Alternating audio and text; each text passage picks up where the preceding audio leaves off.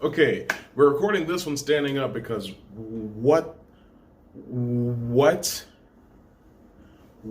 I need to be able to move around, so you guys are probably going to understand as I describe this episode why I'm on my feet. Because what I just saw. Spoilers for WandaVision season episode 5. Episode 5.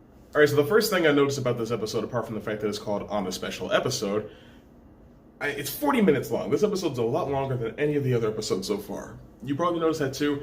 So when I saw that length, I was like, shit is going down in this episode. Vision's gonna figure something out. Wanda's gonna lose control of something. Monica's gonna do something. I don't know. But it's going down, and that's why this episode is longer than usual. So obviously at the end of the last episode, we had Monica going like, oh, it's all Wanda. We still weren't 1,000,000% sure if she was doing it maliciously, or if she was just like, well, the ends justify the means, I get to hang out with my boyfriend again, or what that situation is. But we're pretty much sure now that she does not care about who is getting hurt in the process of her doing what she's doing, because at the end she's getting what she wants.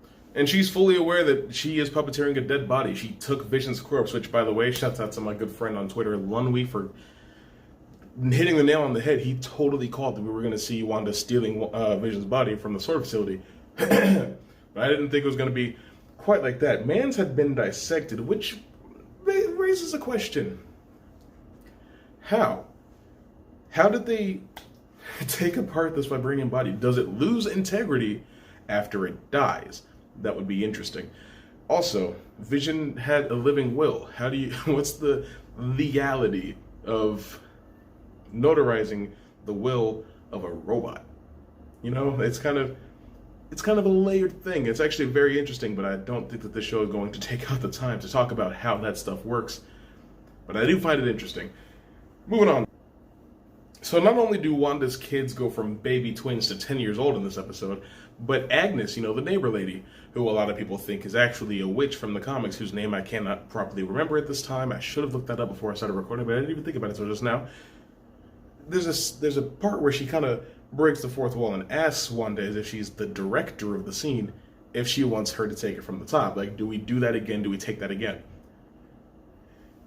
That's interesting, because it's like Agnes is bent to the will of the show, right? Like, she is a character in the sitcom, but it's also like she knows, and she's going along with it of her free will, which would give credence to the idea that she is also a witch, and she's completely in on this.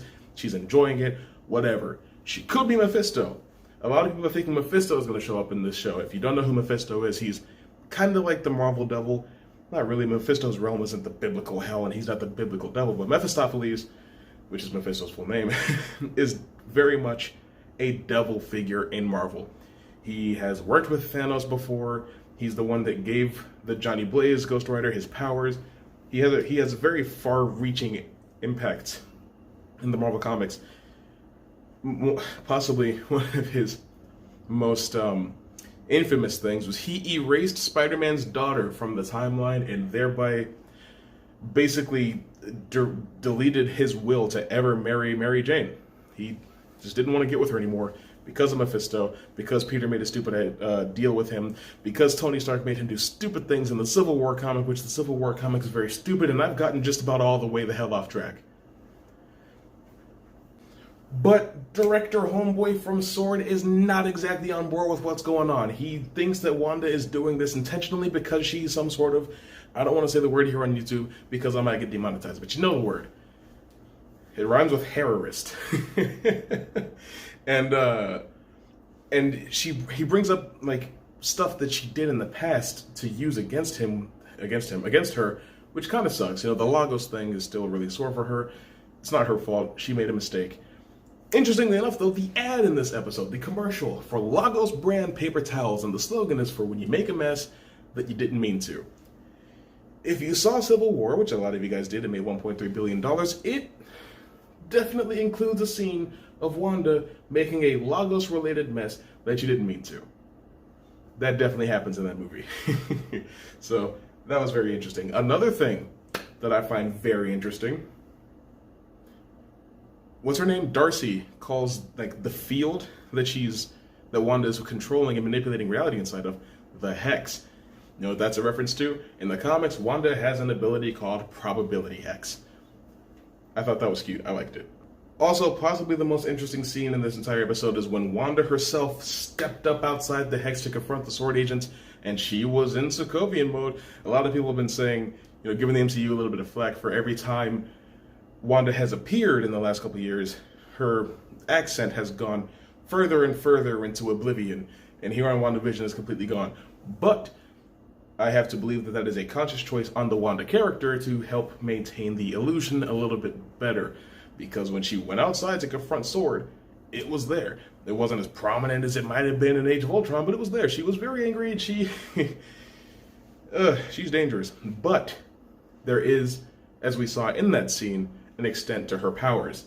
As she was opening the Hex to go back inside, after she had used, her mind abilities to turn all the Sword Agents on the Director, after she opened it up, they went back to normal. She could not maintain everything inside the Hex, open the Hex, and keep these guys under control at the same time. Which gives me a little bit of a theory as to what's going to happen. Well, that is very different lighting. But, as we saw earlier, she cannot maintain every single aspect of Westview to a complete level of control at all times. She does slip on some things get by her, which is why in this episode at work, Vision is able to catch a transmission sent by Sword and release Norm of his mind control, which is interesting that he's able to do that because he and Wanda have the same source of power, so it makes absolute sense. What doesn't make sense is Quicksilver. Speaking of Quicksilver, we'll get there. So he's able to break Norm out of the mind control, talk to him for real, and he realizes Wanda absolutely is in control of what's going on, and he's pretty much the only one that can stop her because, like I said, Mind Stone gave them both their powers. But the thing about the Mind Stone,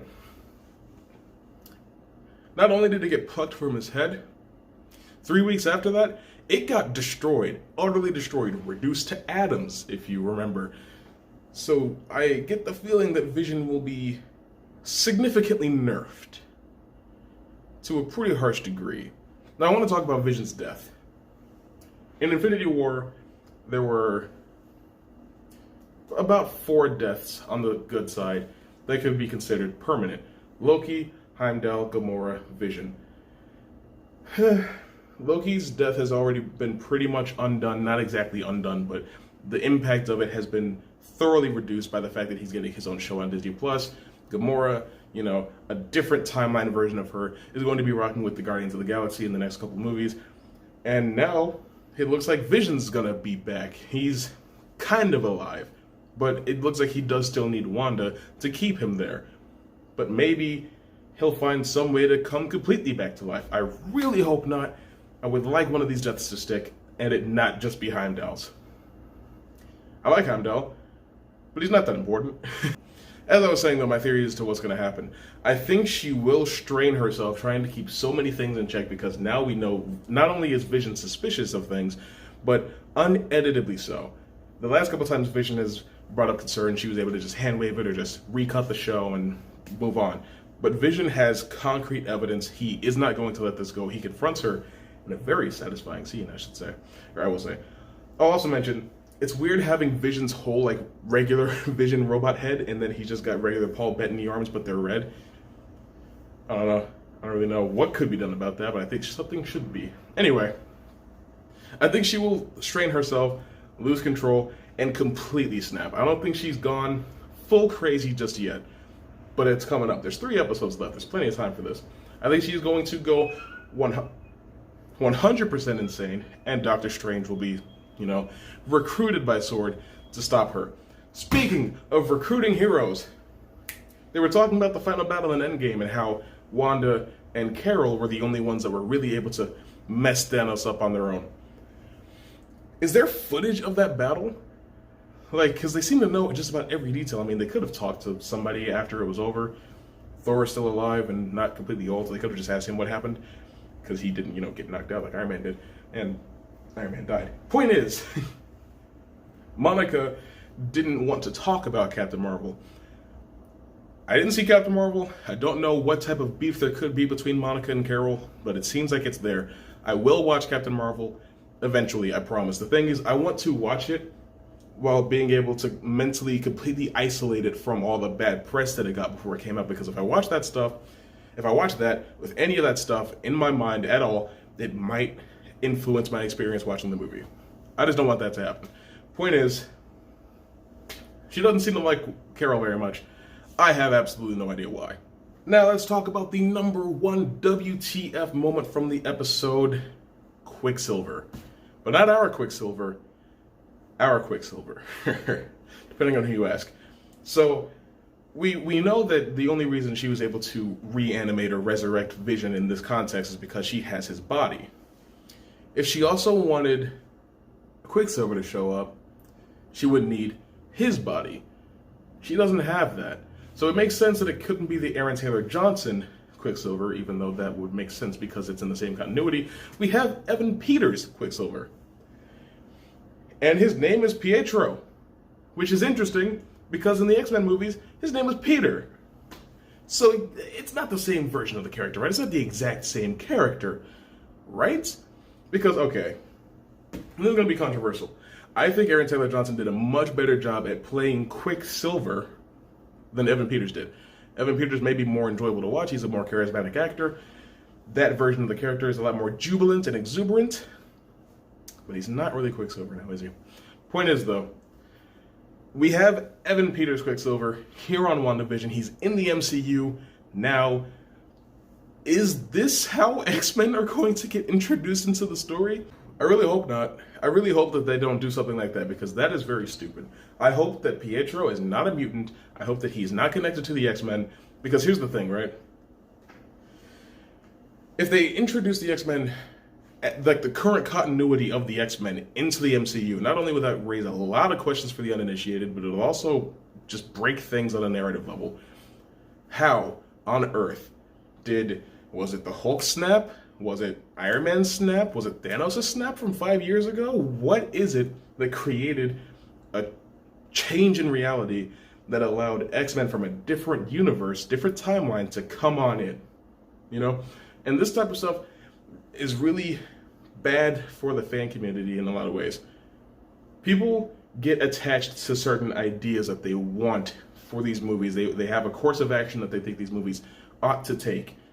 And they get really connected and attached to that, and then one thing or two things happen that, in their mind, give credence to that fan theory of theirs playing out, and then it doesn't play out, and they get very upset. And they they whine, and they cry for months, maybe even years on end after the next movie or whatever comes out, because they were wrong. And it really hurts. It hurts film criticism, it hurts superhero movie culture, it hurts being a fan of these things, because they, on the surface level, on the outside, so people that don't know anything about this, represent us as a whole. That is why I really don't think Kevin and whoever wrote this show would be stupid enough to just say that, oh, Rift, X-Men are in here now, because that would lean directly into Tobey Maguire and Andrew Garfield appearing in the next Spider-Man movie, regardless of how little sense it makes. I get it, right? Wanda is going to be in Doctor Strange Multiverse of Madness, but I don't think this is how you set that up. I don't think you bring characters in from a completely different continuity by a different company. I mean, sure, on a legal level, it's easier, but it doesn't make any sense on a narrative level. I don't know. I'm sure they have a plan. I'm not gonna jump the gun too hard. But goddamn, when I saw that, I was very confused, and I got a little annoyed. Because I've already talked about the whole Spider-Man thing in a different video. If you haven't seen that one, I'll probably link it at the end of this video. But, man, what an episode. WandaVision Episode 5. Have you seen it? What did you think about it? What do you think about Blue Nudge Gaming? There's always more videos from me. Go ahead and click somewhere on the screen. Watch that Spider-Man video, buy some merch, and check me out on Twitch later today at twitch.tv/ToxyBoyo. And I'll see you